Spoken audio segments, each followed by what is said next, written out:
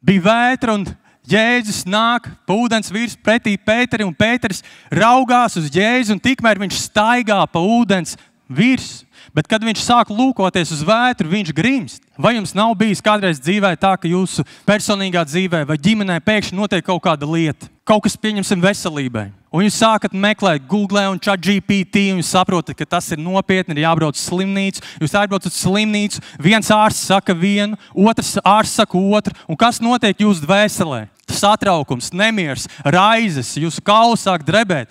Bet pat tad jūs atceraties, wow, Bībele saka, raugies uz Jēzu. Tu ieej savā kambarī, tu vienkārši sāc lūgt, un tu saproti, ka tev pietrūkst vārdu, lai lūgtu, un tu lūdz, kā lūdz, tu sāc lūgt garā. Tu lūdz, tu esi tur, un varbūt Dievs sūta kādu zīmi, vai vienkārši atnāk šī sajūta, ka Dievs ir kopā ar tevi, ka Jēzus roka ir pār to visu situāciju.